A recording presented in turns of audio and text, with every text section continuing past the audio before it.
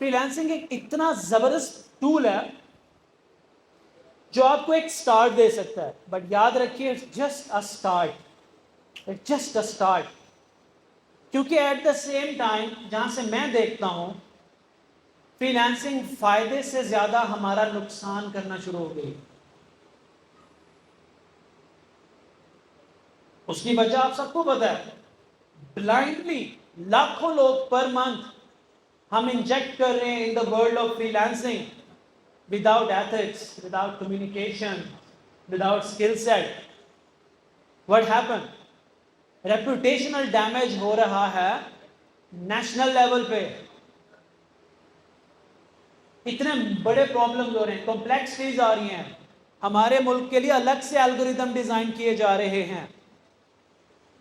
So you need to understand कि freelancing का मतलब एक पर्सनैलिटी डेवलप करना है। I will definitely talk about कि आपको किन चंद चीज़ों का ख्याल रखना है कि जब आप अपने पहले क्लाइंट से बात कर रहे होंगे। मुझे कहा गया था कि यहाँ कुछ लोग हैं जो फ्रीलांसिंग कर रहे हैं और कुछ लोग हैं जो फ्रीलांसिंग करना चाह रहे हैं। दो तरह के लोग मैं अज्यूम कर रहा हूँ यहाँ पे। एक वो जो फ्रीलांसिंग स्टार्ट करना चाहते हैं, एक वो जो स्केल करना चाहते हैं। मैं इनको स्केल करना नहीं कहूँगा, मैं एक वर्ड इंट्रोड्यूस कराता हूँ, याद रखिएगा। एक वो लोग हैं, एक ग्रुप वो है जो फ्रीलांसिंग स्टार्ट करना चाहता है, और एक वो ग्रुप होना चाहिए जो फ्रीलांसिंग से निकलना चाहता है। Do not use the word scale, do not use it कि मैं फ्रीलांसिंग बढ़ाना चाहता हूं। फ्रीलांसिंग करो फ्रीलांसिंग से निकलने के लिए। अगर फ्रीलांसिंग करोगे फ्रीलांसिंग को बढ़ाने के लिए, अपनी जात को खत्म कर दोगे, कोई फायदा नहीं होने वाला। लेकिन अगर निकलने के लिए करोगे तो आई टेल यू कि व्हाट इज द डायरेक्शन, क्योंकि फ्रीलांसिंग से ही मैं यहां तक आया हूं।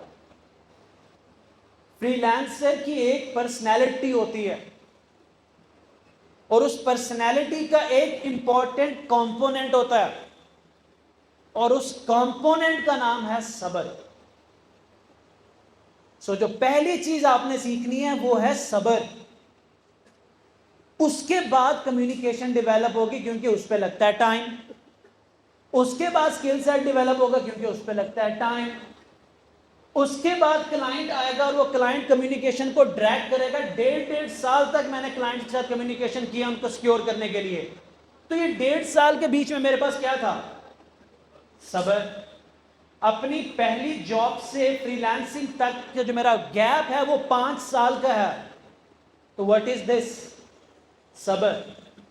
28 साल तक मेरे पास घर नहीं था, मैं दरबदर रहा हूं 28 साल।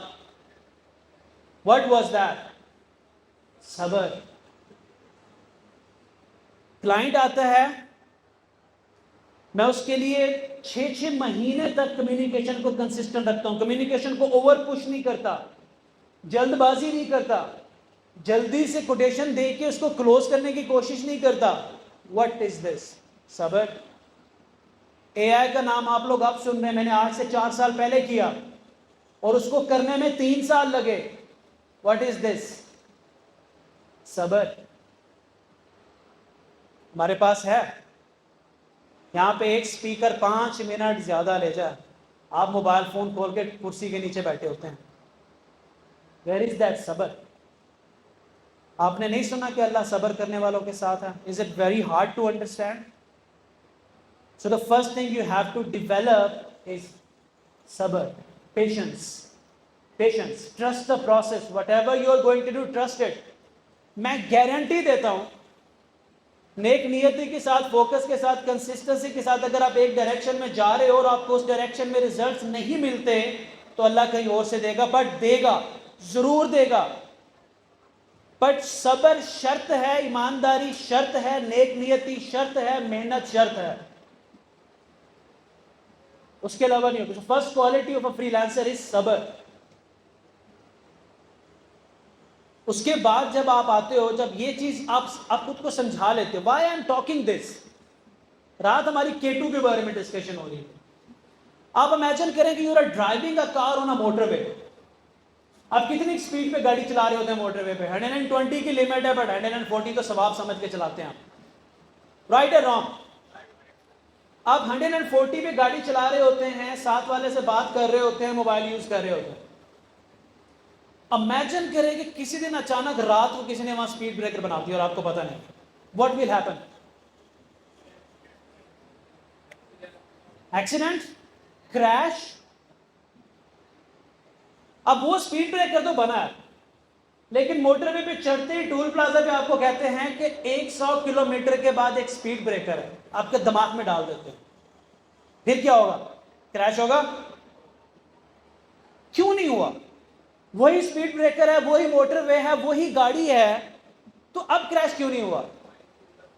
You are mentally prepare for that part, that there is a hiccup, there is a failure, there is a problem, there is a roadblock, you are mentally prepared, इसीलिए आप उसको बड़ी स्मूथली क्रॉस कर जाओगे। So when you are getting into the world of freelancing, prepare yourself for the rejections, prepare yourself। 10 client आएंगे, आपको lift नहीं कराएंगे, 20 बिड्स भेजोगे, कोई रिस्पॉन्स नहीं आएगा, क्लाइंट आएंगे, पूरा प्रोजेक्ट के पैसे नहीं देंगे, बहुत टाइम क्लाइंट मिलेंगे, कुछ टाइम नहीं मिलेंगे। अपने आप को बैठ के प्रिपेयर करो कि ये स्पीड ब्रेकर मेरी जिंदगी में आएंगे। Freelancing is not like a motorway जहां पे 160 की रफ्तार से गाड़ी चलाते जाएंगे, पैसे कमाते जाएंगे और जैसा म्यूजिक लगा हुआ था।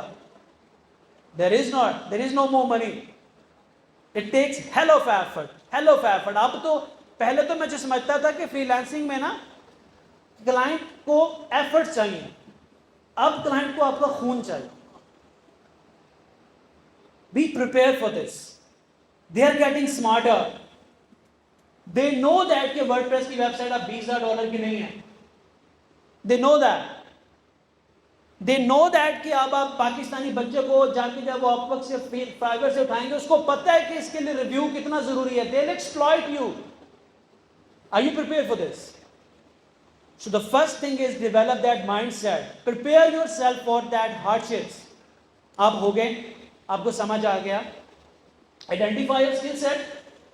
I have recorded many sessions how to identify your skill set logically by math, not by choice, not by feelings. Do the math. मेरे चैनल पे पढ़ा होगा।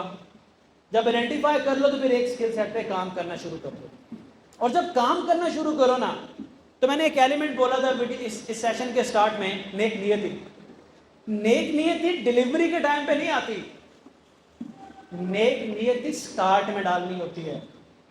नेक नियति क्या है कि उस काम को इतनी मेहनत से करो, इतने अच्छे तरीके से करो, और ये सोच के करो कि अल्लाह मेरी वजह से किसी का नुकसान ना हो जाए। अल्लाह जिस शख्स को तो मेरी तरफ भेज रहा है, मेरे रिस्क का जरिया बना के मेरे से उसका नुकसान ना हो जाए।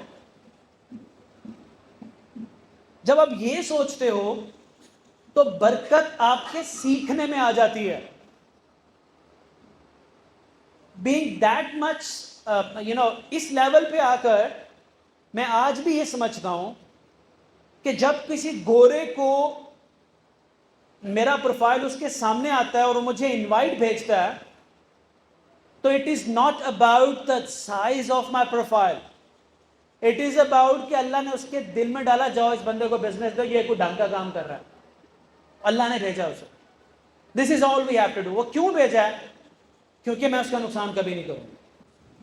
तो जब आप स्किल सेट डेवलप कर लो, तो फिर मैं अब आपको कुछ गाइड करने जा रहा हूं। Be very careful about that, क्योंकि मैं सोच के आया था कि there are so many freelancers, उन्होंने बहुत बातें की होंगी।